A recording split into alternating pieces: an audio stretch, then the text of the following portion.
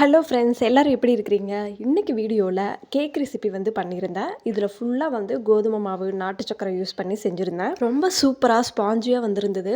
Taste பார்த்தீங்கன்னா நாட்டு சக்கரையெல்லாம் use பண்ணி பண்ணதுனால அவ்வளோ டேஸ்ட்டாக இருந்தது. இந்த கேக் எனக்கு ஒரு 1/2 kg கிட்ட வந்திருந்தது. நான் சொல்கிற மெஷர்மெண்ட்டில் நீங்கள் ட்ரை பண்ணிங்கன்னா 1/2 kgக்கு வரும். உங்கள் குழந்தைங்களோட பர்த்டேக்கு நீங்களே ட்ரை பண்ணி பார்க்கலாம். இந்த கேக்கில் எல்லாமே ஹெல்த்தியான இன்க்ரீடியன்ஸ் தான் இருக்கும். ஒன்று மட்டும் ஆயில் சேர்த்துருப்போம். இப்போ வாங்க இது எப்படி பண்ணுறதுன்னு பார்க்கலாம்.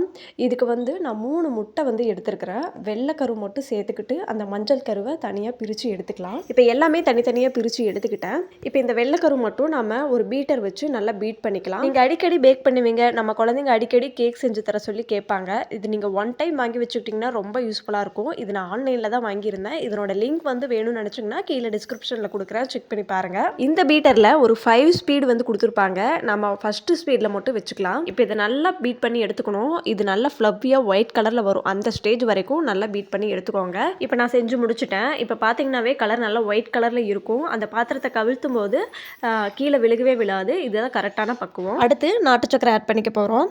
இதனோட அளவு வந்து ஃபஸ்ட்டு அளந்து எடுத்துக்கலாம். 110 கிராம் நாட்டு சக்கரை வந்து நான் எடுத்துருக்கிறேன். இப்போ 110 கிராம் வந்து நான் அளந்து எடுத்துக்கிட்டேன். இதை வந்து நம்ம இதோட மிக்ஸ் பண்ணிக்கலாம். இதில் நான் ஒரு மிஸ்டேக் பண்ணிட்டேன். என்னன்னு பார்த்தீங்கன்னா, ஒன் டைம் வந்து அந்த நாட்டு சக்கரையை மிக்சி ஜாரில் போட்டுட்டு நல்லா அடித்து எடுத்துருக்கணும். நான் அது பண்ணாமல் அப்படியே வந்து அதில் ஆட் பண்ணங்காட்டி அப்படியே வந்து திட்டாக வந்து இருந்துச்சு.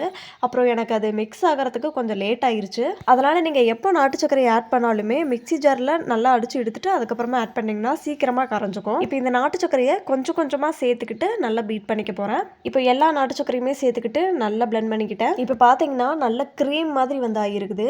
நீங்கள் ஒயிட் சுகர் வந்து சேர்த்துருந்தீங்கன்னா பார்க்குறதுக்கு உங்களுக்கு ஒரு ஐஸ்கிரீம் மாதிரியே வந்து இருந்திருக்கும். இப்போ நீங்கள் இதே மெஷர்மெண்ட்டில் நீங்கள் ஒயிட் சுகர் வந்து சேர்த்துக்கலாம். நான் வந்து நாட்டு சக்கரை எடுத்துருக்கிறேன். அதே மாதிரி நான் இதில் கோதுமை மாவு வந்து ஆட் பண்ணிக்க போகிறேன்.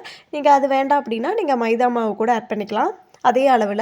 அடுத்து அந்த மஞ்சள் கருவை எடுத்து நம்ம லைட்டாக மிக்ஸ் ஆகிற அளவுக்கு மட்டும் நம்ம பிளெண்ட் பண்ணி எடுத்துக்கலாம். அப்புறம் இன்னொரு முக்கியமான விஷயம் நான் சொல்ல மறந்துட்டேன். இந்த மிக்ஸ் வந்து நம்ம பண்ணுறதுக்காக இந்த மாதிரி சில்வர் பாத்திரம் வந்து எடுத்துக்கோங்க. அப்படி இல்லைன்னா கண்ணாடி பவுல் வந்து எடுத்துக்கோங்க. வேறு எதுவும் வேண்டாம். இந்த மஞ்சள் கரு ஆட் பண்ணிவிட்டு ரொம்ப நேரம் பீட் பண்ணணும்னு அவசியம் கிடையாது. அது ஜஸ்ட் மிக்ஸ் ஆனால் போதும். இதுக்கப்புறமா நம்ம பீட்டர் வந்து யூஸ் பண்ண போகிறது கிடையாது. ஒரு ஸ்பேச்சுலா வச்சு நல்லா மிக்ஸ் பண்ணிக்க போகிறோம். இப்போ 30 கிராம் அளவுக்கு நான் காய்ச்சி ஆற வச்ச பால் வந்து சேர்த்துருக்கிறேன். இப்போ இது ரெண்டும் நல்லா மிக்ஸ் ஆகிற அளவுக்கு கலந்து விட்டால் மட்டும் போதும். இந்த வெயிட் மெஷரும் அப்படி தான் நீங்கள் வாங்கி வச்சுக்கிறது ரொம்ப யூஸ்ஃபுல்லாக இருக்கும். நீங்கள் யூடியூப்பில் நிறைய குக்கிங் வீடியோஸ் வந்து பார்க்குறீங்க அப்படின்னா அதில் நிறைய பேர் கிராம் கணக்கில் தான் வந்து சொல்லுவாங்க. அதனால் நீங்கள் அது சமைக்கிறதுக்கு கொஞ்சம் கஷ்டமாக இருக்கும். அதுக்காக இந்த வெயிட் மிஷின் வாங்கி வச்சுக்கிட்டீங்க அப்படின்னா ரொம்ப யூஸ்ஃபுல்லாக இருக்கும். இதுவும் நான் ஆன்லைனில் தான் வாங்கியிருந்தேன். இதனோட லிங்க் வேணும் அப்படின்னு நினச்சிங்கன்னா டிஸ்கிரிப்ஷனில் கொடுக்குறேன், செக் பண்ணி பாருங்கள். இப்போ அடுத்ததாக ஆயில் வந்து சேர்த்துக்கிறேன். எந்த ஒரு ஃப்ளேவரும் இல்லாத மாதிரி பார்த்து வாங்கிக்கோங்க. நம்ம இதில் சேர்த்துருக்கிற இன்க்ரீடியன்ஸ்லேயே இது ஒன்று தான் வந்து அன்ஹெல்த்தின்னு சொல்லுவேன். இப்போ இந்த ஆயில் ஆட் பண்ணதும் நீங்கள் மிக்ஸ் பண்ண வேண்டாம். இப்போ இது கூட கோதுமை மாவு 90 கிராம் சேர்த்துருக்கிறேன். அது கூடவே ஒரு 1/4 டீஸ்பூன் பேக்கிங் பவுடர் வந்து நான் சேர்த்துருக்கிறேன். இதையும் நம்ம ஒரு 2 பேட்சாக வந்து போட்டு மிக்ஸ் பண்ணிக்க போகிறோம். இப்போ இந்த ஆயிலோட சேர்த்து 1 டைம் ஸ்பேச்சுலா வச்சு ஒரே டைரக்ஷனில் நம்ம மிக்ஸ் பண்ணிக்க போகிறோம்.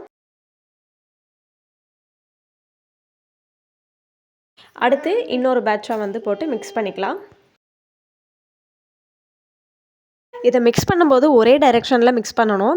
நீங்கள் போட்டு அப்படியே அடிக்கும்போது அதில் நிறைய பபுள்ஸ் வந்து ஃபார்ம் ஆகும். அப்புறம் உங்களுக்கு கேக் வந்து வெடித்த மாதிரி வந்துடும். இது கூட வெண்ணிலா எசன்ஸ் வந்து சேர்த்துருக்குறேன். உங்களுக்கு எந்த ஃப்ளேவர் பிடிக்குதோ அதை நீங்கள் சேர்த்துக்கலாம். பைனாப்பிள் எசன்ஸ் கூட இருக்குது, நீங்கள் அது கூட ஆட் பண்ணிக்கலாம், இன்னும் டேஸ்ட்டாக இருக்கும். இப்போ இதையும் வந்து 1 டைம் கலந்து விட்டுக்கலாம்.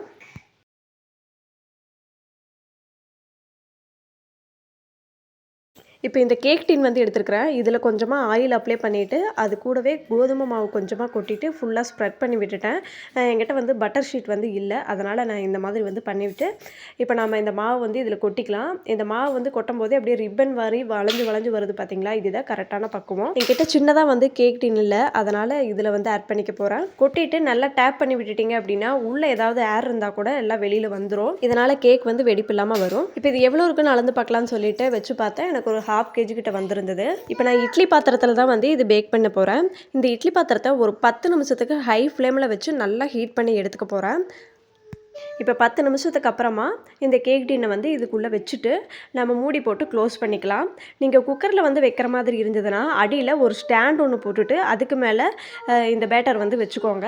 குக்கர் மூடி போட்டு க்ளோஸ் பண்ணும்போது மேலே இருக்கிற விசிலும் ரிமூவ் பண்ணிக்கோங்க, கேஸ்கட்டும் ரிமூவ் பண்ணிவிட்டு நல்லா க்ளோஸ் பண்ணிக்கோங்க. ஒரு 45 மினிட்ஸ்க்கு நல்லா லோ ஃப்ளேமில் வச்சுட்டு பேக் பண்ணி எடுத்திங்கன்னா சூப்பரான கேக் வந்துட்டு ரெடி ஆயிரும். எனக்கு வந்து கரெக்டாக 45 மினிட்ஸ் ஆச்சுங்க. உங்களுக்கு வந்து எந்த அளவுக்கு மாவோட கன்சிஸ்டன்சி இருக்குதோ அந்த அளவுக்கு உங்களுக்கு பேக் ஆகும். இப்போ இது நல்லா வந்து வெந்துருச்சு. நல்லா ஆற விட்டுட்டு சைடில் கத்தியால் ரிமூவ் பண்ணிக்கிறேன். அந்த கேக் டின் கொஞ்சம் பெருசானதுனால பார்த்தீங்கன்னா அதனோட உயரம் வந்து கொஞ்சம் சின்னதாக இருக்கிற மாதிரி இருக்குது. நல்லா ஆற விட்டுட்டு இந்த மாதிரி பாத்திரத்தை கவிழ்த்து போட்டிங்கன்னா சூப்பராக நமக்கு கேக் வந்துட்டு வந்துடும். இப்போ இதை நான் திருப்பி போட்டுக்கிறேன்.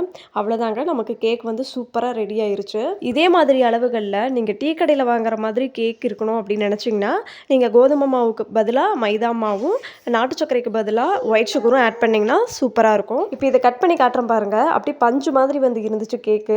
நம்ம முட்டை வந்து ஆட் பண்ணியிருந்தோம் இல்லைங்களா, அதனோட வாசனை துளி கூட இல்லை. நீங்கள் உங்கள் குழந்தைக்கு ஹெல்த்தியாக கேக் வந்து செஞ்சு கொடுக்கணும்னு நினச்சிங்கன்னா இந்த மாதிரி ட்ரை பண்ணி பாருங்கள். அவ்வளோ சூப்பராக இருந்தது.